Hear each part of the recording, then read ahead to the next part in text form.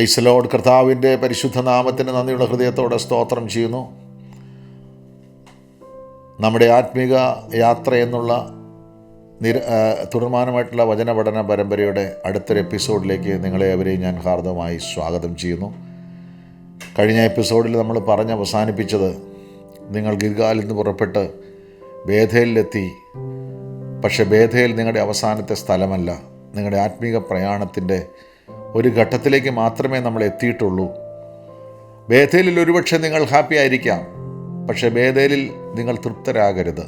മറിച്ച് ബേഥേൽ നിങ്ങൾ ഉടമ്പടി ചെയ്ത സ്ഥലമാണ്, നിങ്ങൾ ദൈവത്തെ ആരാധിക്കുന്ന സ്ഥലമാണ്, ദൈവ സാന്നിധ്യമുള്ള സ്ഥലമാണ്, ആലയത്തിൻ്റെ പ്രതിഷ്ഠയുമായി നിങ്ങൾ ബന്ധപ്പെട്ട സ്ഥലമാണ്, ആലയത്തിന് വേണ്ടി ഒത്തിരി ജോലികൾ ചെയ്യുന്ന സ്ഥലമാണ് എന്നതൊക്കെ ശരിയാണ്.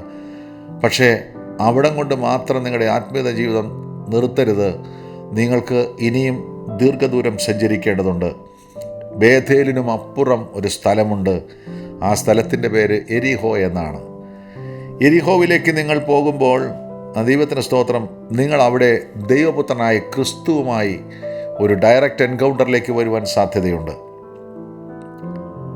രാജാക്കന്മാരുടെ 2-ാം പുസ്തകം 4-ാം വാക്യത്തിൽ നമ്മൾ വായിക്കുന്നത്, ഏലിയാവ് എലീശയോട് പറയാണ്, നീ ബേഥേലിൽ തന്നെ നിന്നുകൊള്ളുക, എന്നെ ദൈവം എരിഹോവിലേക്ക് അയച്ചിരിക്കുന്നു.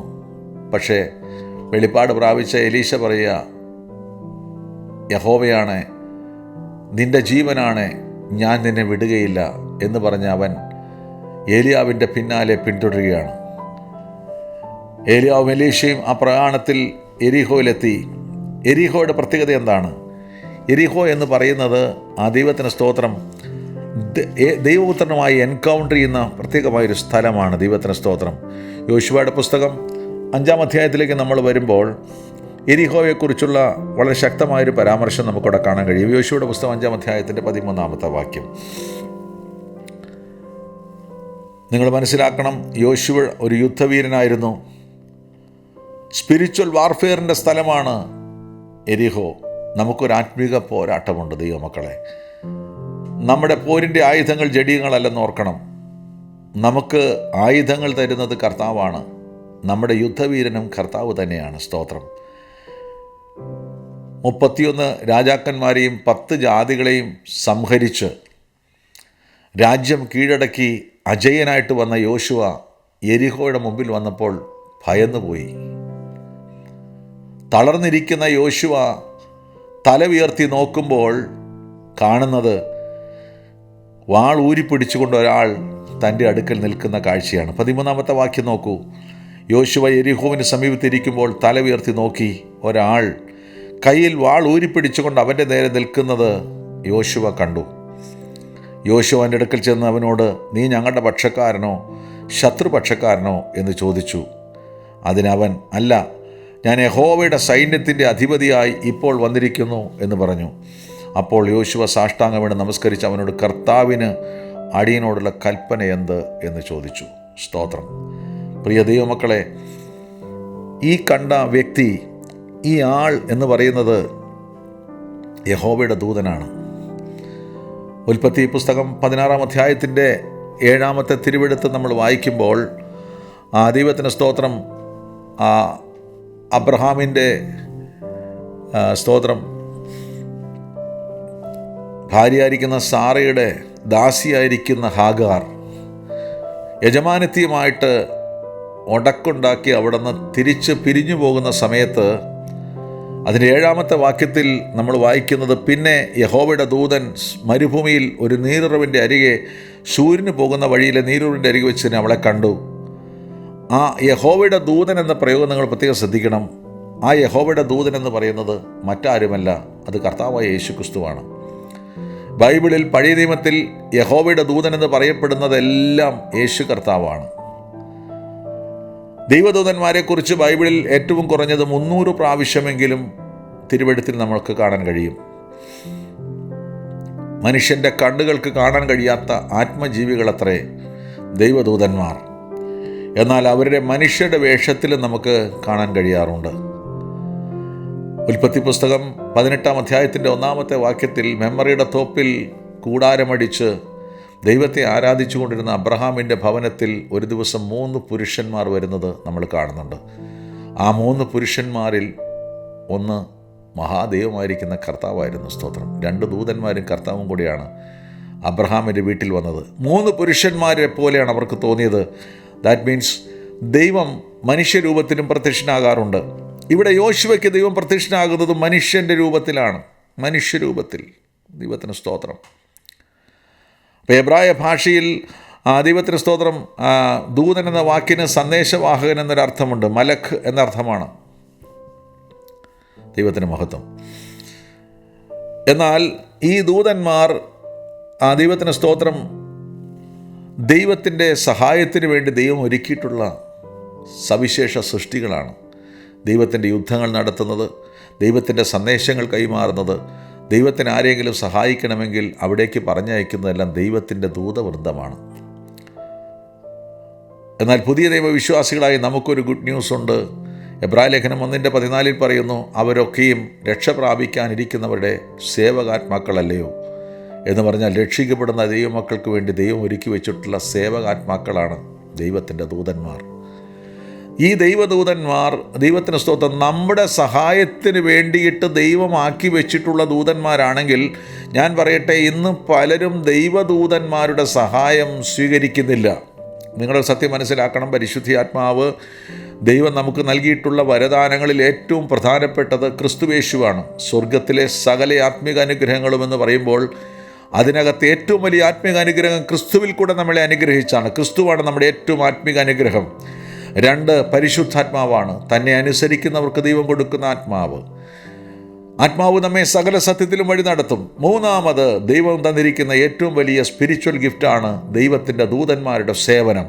പ്രിയപ്പെട്ടവരെ, നിർഭാഗ്യവശാൽ ദൈവത്തിൻ്റെ ദൂതന്മാരുടെ സേവനം ഇന്ന് പുതിയ നിയമസഭയ്ക്ക് അത്ര പരിചിതമല്ല. പഴയ നിയമ വിശുദ്ധന്മാർ അതൊത്തിരി എൻജോയ് ചെയ്തിരുന്നു. തിരുവെടുത്ത് പറയുന്നത്, മോശയുടെ വലങ്കൈക്കൽ ദൈവത്തിൻ്റെ വലങ്കൈ ചെന്ന് ചെങ്കടലിനെ വിഭാഗിച്ചു. ദൈവത്തിന് സ്തോത്രം. യാക്കോബ് പറയുന്നത്, യാക്കോബ് തൻ്റെ കൊച്ചുമകനായിരിക്കുന്ന യോസെഫിൻ്റെ മക്കളെ അനുഗ്രഹിക്കുമ്പോൾ പറയുന്നത്, എൻ്റെ ജീവകാലത്തൊക്കെയും എൻ്റെ കൂടെ എന്നെ അനുഗമിച്ചിരുന്ന യഹോവയുടെ ദൂതൻ ഈ കുഞ്ഞുങ്ങളെ അനുഗ്രഹിക്കുമാറാകട്ടെ എന്ന് പറഞ്ഞാൽ അതിൻ്റെ അർത്ഥം യഹോവയുടെ ദൂതൻ യേശുക്രിസ്തുവാണ്. യേശുക്രിസ്തുവിനെ അനുഗ്രഹിക്കട്ടെ എന്നാണ് പറയുന്നത്. യാക്കോബിന് അറിയില്ല യേശുക്രിസ്തു ആരാണെന്ന്. പക്ഷേ ആ ദൈവത്തിൻ്റെ ദൂതൻ, അവനെ പിന്തുടർന്ന ആ ദൂതൻ മറ്റാരുമായിരുന്നില്ല, അത് യേശു കർത്താവായിരുന്നു. മനുഷ്യൻ രൂപത്തിൽ പല പ്രാവശ്യം ദൈവദൂതന്മാർ പ്രത്യക്ഷനായിട്ടുണ്ട്. ന്യായാധിപന്മാരുടെ പുസ്തകം 13-ാം അധ്യായം നമ്മൾ വായിക്കുമ്പോൾ മനോഹ എന്ന് പറയുന്നൊരു മനുഷ്യൻ, ശിംശോൻ്റെ പിതാവിനെ കുറിച്ച് നമുക്ക് വായിക്കാൻ കഴിയും. അദ്ദേഹത്തിൻ്റെ ഭാര്യയ്ക്ക് ഒരു ദിവസം ഒരു ദൈവദൂതൻ പ്രത്യക്ഷനായി. ആ ദൈവദൂതൻ വന്ന് പ്രത്യക്ഷനായിട്ട് ആ സ്ത്രീയോട് പറഞ്ഞു, യഹോവയുടെ ദൂതൻ പ്രത്യക്ഷനായി അവളോട് പറഞ്ഞത്, നീ മച്ചിയല്ലോ, പ്രസവിച്ചിട്ടുമില്ല, എങ്കിലും നീ ഗർഭം ധരിച്ചൊരു മകനെ പ്രസവിക്കും. ആ വാർത്ത അവൾ തൻ്റെ ഭർത്താവിനോട് പറയുമ്പോൾ ആ മനുഷ്യൻ അത് വിശ്വസിപ്പാൻ കഴിഞ്ഞില്ല. ദൈവത്തിന് സ്തോത്രം. ആ മനുഷ്യൻ അത് വിശ്വസിക്കാൻ കഴിയാതെ, ഞാൻ അയാളെ കണ്ടിട്ട് സംസാരിച്ചല്ല അത് വിശ്വസിക്കില്ലെന്ന് പറയുമ്പോൾ ഈ മനുഷ്യൻ പ്രാർത്ഥിച്ചപ്പോൾ ആ ദൂതൻ വീണ്ടും പ്രത്യക്ഷനായി. 6-ാമത്തെ വാക്യത്തിൽ സ്ത്രീ ചെന്ന് ഭർത്താവിനോട് പറഞ്ഞത്, ഒരു ദൈവപുരുഷൻ എൻ്റെ അടുക്കൽ വന്നു, അവൻ്റെ ആകൃതി ഒരു ദൈവദൂതൻ്റെ ആകൃതി പോലെ അതിഭയങ്കരമായിരുന്നു. അവൻ എവിടെ നിന്നെന്ന് ഞാൻ അവനോട് ചോദിച്ചില്ല, തൻ്റെ പേർ അവൻ എന്നോട് പറഞ്ഞതുമില്ല. അവൻ എന്നോട്, നീ ഗർഭം ധരിച്ചൊരു മകനെ പ്രസവിക്കും, ആകയാൽ നീ വീഞ്ഞും മദ്യം കുടിക്കുന്നൊക്കെ പറഞ്ഞു. മനോഹ യഹോവയോട് പ്രാർത്ഥിച്ചു, കർത്താവേ, നീ അയച്ച ദൈവപുരുഷൻ വീണ്ടും ഞങ്ങളുടെ അടുക്കൽ വന്ന് ജനിപ്പാനിരിക്കുന്ന ബാലൻ്റെ കാര്യത്തിൽ ഞങ്ങൾക്ക് ഉപദേശിച്ചു. ദൈവം മനോഹയുടെ പ്രാർത്ഥന കേട്ട് ദൈവദൂതൻ വീണ്ടും അവളുടെ അടുക്കൽ വന്നു. ഉടനെ സ്ത്രീ ഓടിച്ചെന്ന് ഭർത്താവിനെ അറിയിച്ചു, അന്ന് എൻ്റെ അടുക്കൽ വന്ന ആളിതാ എനിക്ക് പ്രത്യക്ഷനായി വന്നിരിക്കുന്നു എന്ന് അവനോട് പറഞ്ഞു. മനോഹ ആധികാരികമായിട്ട് ആ മനുഷ്യൻ്റെ അടുക്കൽ, ആ ദൂതൻ്റെ അടുക്കൽ ചെന്ന് കാര്യങ്ങളൊക്കെ തിരക്കിയപ്പോൾ അദ്ദേഹം പറഞ്ഞു, പറയാനുള്ള കാര്യമൊക്കെ നിൻ്റെ ഭാര്യയോട് പറഞ്ഞിട്ടുണ്ട്, നിന്നോട് പറയേണ്ട കാര്യമില്ല. സ്തോത്രം. എന്നാൽ ആ ദൈവത്തിന് സ്തോത്രം. മനോഹ യഹോവയുടെ ദൂതനോട്, 15-ാം വാക്യം വളരെ പ്രസക്തമാണ്. മനോഹ യഹോവയുടെ ദൂതനോട്, ഞങ്ങൾ ഒരു കോലാട്ടിൻ കുട്ടിയെ നിനക്കായി പാകഞ്ഞ് താമസിക്കണമെന്ന് പറഞ്ഞു. അങ്ങനെ അവർ ചെയ്തു. ദൈവത്തിന് സ്തോത്രം. എന്നിട്ട് മനോഹ യഹോവയുടെ ദൂതനോട് പറഞ്ഞ കാര്യം, നിൻ്റെ വചനം നിവൃത്തിയാകുമ്പോൾ ഞങ്ങൾ നിന്നെ ബഹുമാനിക്കേണ്ടതിന് നിൻ്റെ പേരെന്ത് എന്ന് ചോദിച്ചു. അതിന് യഹോവയുടെ ദൂതൻ അവനോട്, നീ എൻ്റെ പേര് ചോദിക്കുന്നത് എന്ത്? അത് അതിശയമുള്ളത് എന്ന് പറഞ്ഞു. അതിശയമുള്ളതെന്ന് പറഞ്ഞാൽ അതിന് ഇംഗ്ലീഷിൽ കൊടുത്തിരിക്കുന്ന വാക്ക് wonderful. His name is wonderful എന്ന് പറഞ്ഞാൽ അത് യേശുക്രിസ്തുവാണ്. എന്താണ് പാസ്റ്റർ എൻ്റെ തെളിവെന്ന് ചോദിച്ചാൽ, യെശയ്യാ പ്രവചനം 9-ാം അധ്യായത്തിൻ്റെ 6-ാമത്തെ വാക്യം നിങ്ങൾ ശ്രദ്ധിക്കണം. യെശയ്യാ 9:6 ഇങ്ങനെയാണ് പറയുന്നത്, നമുക്കൊരു ശിശു ജനിച്ചിരിക്കുന്നു, നമുക്കൊരു മകൻ നൽകപ്പെട്ടിരിക്കുന്നു, ആധിപത്യം അവൻ്റെ തോളിലിരിക്കും, അവൻ അത്ഭുത മന്ത്രി, വീരനാം ദൈവം, നിത്യപിതാവ്, സമാധാന പ്രഭു എന്ന് പേർ വിളിക്കപ്പെടും. നോക്കൂ, അവൻ അത്ഭുതം എന്നാണ്. മന്ത്രി എന്നൊക്കെ ട്രാൻസ്ലേഷൻ വന്ന മിസ്റ്റേക്കാണ്. പക്ഷേ അവൻ്റെ പേര് വണ്ടർഫുൾ എന്നാണ്. അത് മറ്റാരുമല്ല, അത് യേശു കർത്താവാണ്. പ്രവാചകനായിരിക്കുന്ന യേശയ്യാവ് യേശുവിനെക്കുറിച്ച് ആത്മാവിൽ ദർശിച്ചു പറഞ്ഞ വാക്യമാണ്. ദൈവത്തിന് സ്തോത്രം. ഞാൻ പറയട്ടെ, ഒരു വാക്യം കൊണ്ട് നിങ്ങളുടെ ധൈര്യത്തിനും ഉറപ്പിനും വേണ്ടി ഞാൻ പറഞ്ഞുകൊണ്ട് ഈ എപ്പിസോഡ് അവസാനിപ്പിക്കാം. യെശയ്യാ പ്രവാചകൻ്റെ പുസ്തകം 28-ാം അധ്യായം അതിൻ്റെ 29-ാമത്തെ വാക്യത്തിൽ മനോഹരമായൊരു വാക്യം യേശു കർത്താവിനെ കുറിച്ച് എഴുതിയിട്ടുണ്ട്. അതിങ്ങനെയാണ്, ഐസയ്യാ ചാപ്റ്റർ 28:29, അതും സൈന്യങ്ങളുടെ യഹോവയിങ്കൽ നിന്ന് വരുന്നു, അവൻ ആലോചനയിൽ അതിശയവും ജ്ഞാനത്തിൽ ഉത്കൃഷ്ടതയുമുള്ളവനാകുന്നു. ആലോചനയിൽ അതിശയമുള്ളവൻ. ഹല്ലേലൂയ. വണ്ടർഫുൾ കൗൺസിലർ എന്നാണ് ആ വാക്കിൻ്റെ അർത്ഥം. ദൈവത്തിന് സ്തോത്രം. എന്ന് പറഞ്ഞാൽ അത് മറ്റാരുമല്ല, അത് യേശു കർത്താവാണ്. അങ്ങനെയാണെങ്കിൽ മേൽപ്പറഞ്ഞ കാരണങ്ങളാണ് ഞാൻ പറയാം. യോശുവ കണ്ട യഹോവയുടെ ദൂതൻ മറ്റാരുമല്ല, അത് യേശു കർത്താവാണ് എന്ന കാര്യം നമുക്കുറപ്പിക്കാം. ഒത്തിരി വാക്യങ്ങൾ ഇനിയും പറയാനുണ്ടെങ്കിലും ഞാൻ ഈ എപ്പിസോഡിലൂടെ ക്ലോസ് ചെയ്യുകയാണ്. ദൈവം അനുവദിച്ചാൽ അടുത്ത ഒരു എപ്പിസോഡുമായിട്ട് നമുക്ക് കാണും വരെ കർത്താവ് നിങ്ങളെ കാക്കട്ടെ. Thank you. God bless you. Praise the Lord.